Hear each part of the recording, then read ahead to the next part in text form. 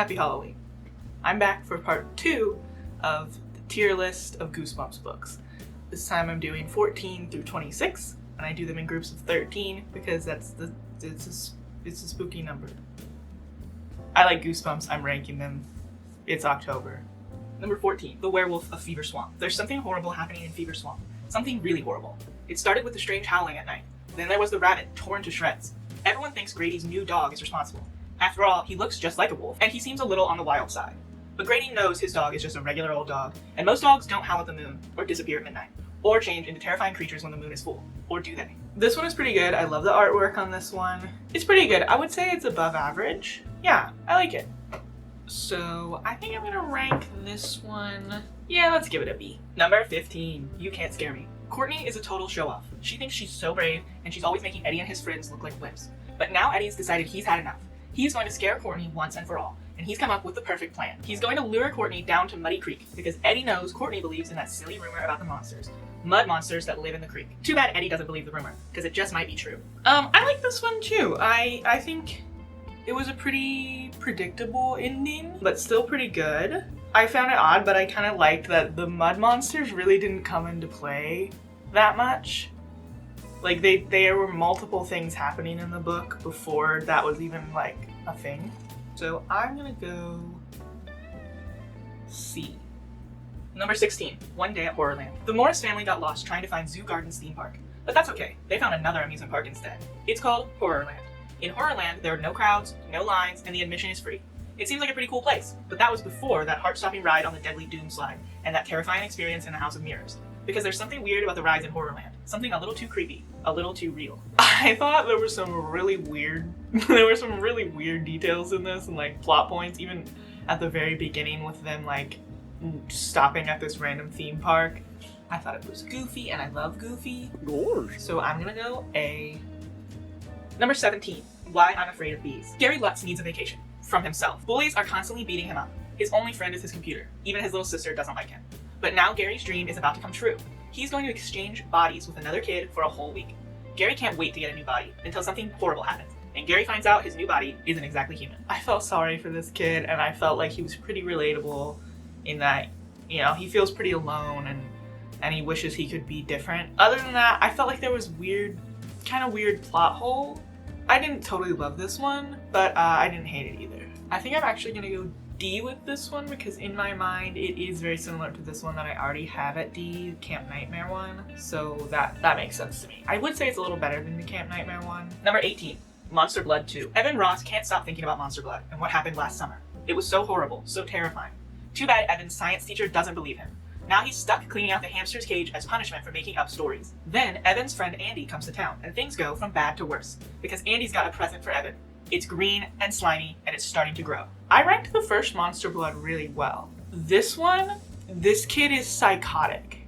And clearly he has PTSD and he needs therapy. But I did not enjoy or relate to a kid who fantasizes about hurting small animals. So it said on the back that he has to look after this hamster, but he spends time wanting this hamster to be hurt, and it's just freaky. I did not like it. In fairness, I did kind of like how the story went and how the ending was, but I hated this kid. I feel bad for him because obviously, like I said, he's traumatized, but that is not an excuse. I think I would go D, but since I did kind of like how the ending was, and since I liked Monster Blood 1, you can see I put Monster Blood 1 in A tier. I'm gonna put this in C. Yeah, we're still seeing this very stacked towards the top. Dude, should I rank Monster Blood 2 differently? No, I think I'm gonna put Monster Blood 2 in D, actually, upon reflection. Number 19, Deep Trouble. Billy and his sister Sheena are visiting their uncle Dr. Deep on a tiny Caribbean island. It's the perfect place to go exploring underwater, and Billy's ready for an adventure. There's only one rule to remember: stay away from the coral reefs. Still, the reefs are so beautiful, so peaceful, Billy can't resist. But he's not alone in the water. Something's lurking deep below the surface. Something dark and scary.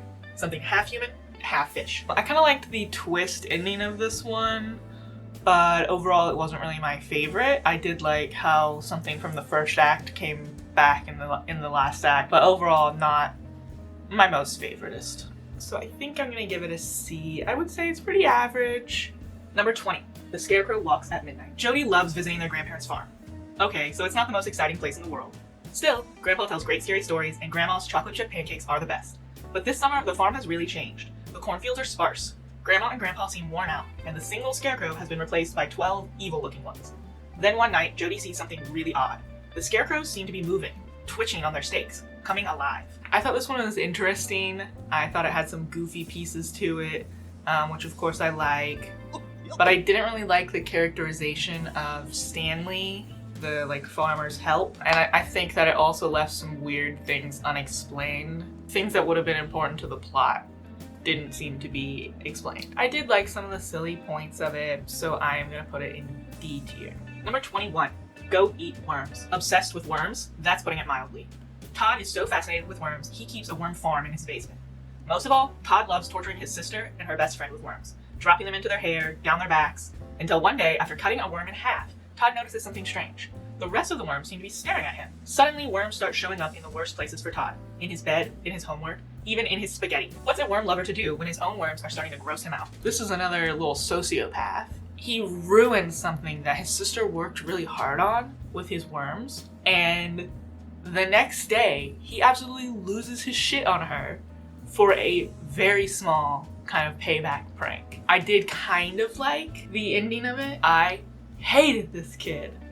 And obviously he needs therapy too. I'm gonna put it in E because I hate Todd. Number 22, Ghost Beach. Jerry can't wait to explore the dark, spooky, old cave he found down by the beach. Then the other kids tell him a story about a ghost who lives deep inside the cave. A ghost who is 300 years old. A ghost who comes out when the moon is full. A ghost who is haunting the beach. Just another stupid ghost story, right? This one was somewhat predictable, but there was some interesting stuff. Just as a spoiler, there are ghosts.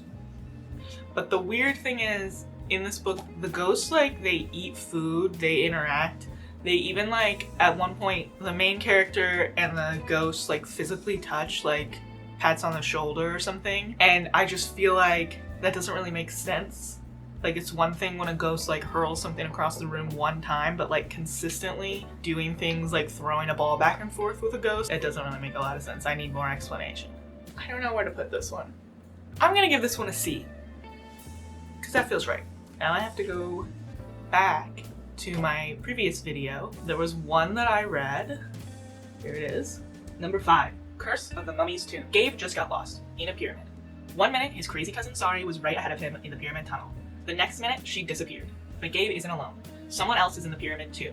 Someone or something. Gabe doesn't believe in the Curse of the Mummy's Tomb. But that doesn't mean that the curse isn't real, does it? So I read this one last year. When I went to rank it, I literally couldn't remember what happened or hardly any details. So I reread it. I liked the characters in this book. But again, it was not memorable. I do remember now that I read it again. I do remember what happens. I would probably actually put it in E just because it wasn't memorable to me, but it's bumping up because I like the characters. And that's pretty much it. I'm gonna put it in D. Number 23. Return of the Mummy. After last year's scary adventure, Gabe's a little nervous about being back in Egypt, back near the ancient pyramids, back where he saw all those creepy mummies. Then he learns about an Egyptian superstition, a secret chant that is supposed to bring mummies to life. Gabe's uncle says it's just a hoax, but now it sounds like something's moving in the mummy's tomb. No way a couple of dumb words can wake the dead, can they? I liked this one better than the first one, and the characters were consistent with how they were in the first one, which is a plus, especially considering, again, Monster Blood 2. I would probably give it a B, except the thing that didn't really come true that was said in the first half. I'm gonna give it a C, demerit for that. Number 24, Phantom of the Auditorium. Brooke's best friend Zeke has been given the lead role in the school play, The Phantom. Zeke's totally into it. He loves dressing up in the grotesque Phantom costume and scaring the other members of the cast. Brooke thinks Zeke is getting a little too into it, but then really scary things start happening. A message appears on a piece of scenery. The Phantom strikes.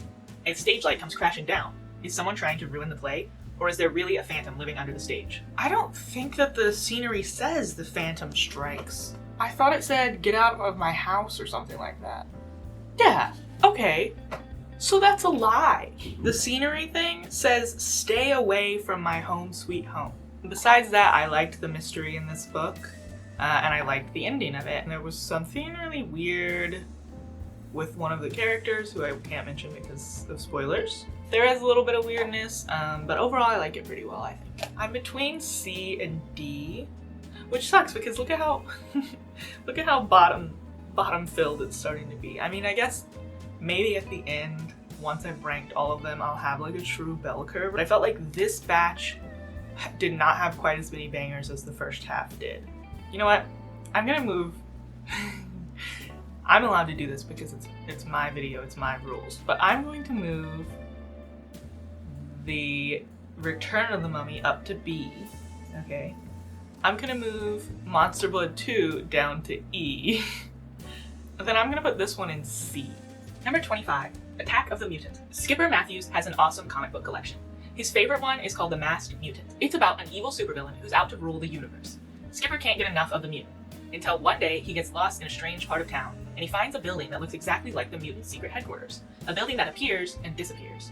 Has Skipper read one too many comic books, or does the Masked Mutant really live in Riverview Falls? I have mixed feelings about this one. I would call this one unusual. That's not a bad thing, but I felt like it was a little confusing, but I liked it.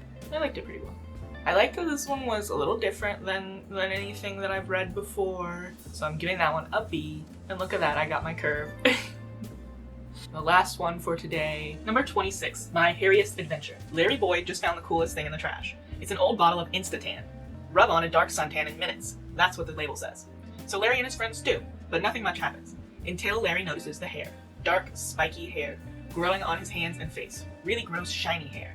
Hair that keeps growing back even after he shaves it off. Very 12-year-old thing to do, rubbing tanning lotion that they found in the garbage on their bodies. Also, it's expired. I thought it was a weird twist, and I wasn't super happy with the resolution, except that I thought that the very last line to the book was funny. Also, I liked in this one, they were in a band and there was like a talent show happening at their school that they were practicing for. I thought that was fun. So I think I'm gonna actually give this one, ooh, it's between B or C for this one. I'm gonna go B with this one. So there's my definitive ranking of 1 through 26 of the Goosebumps books. I am liking that it's looking very curved. We love a curvaceous queen. Please let me know if you agree or disagree with any of these rankings, what your favorite Goosebumps book is, or what your favorite general scary book is, as well as what you're going as for Halloween. Have a great day, and thank you so much for watching. I look really cute though, so you can't disagree with that. Okay, I'm done. Oh my god, another banger.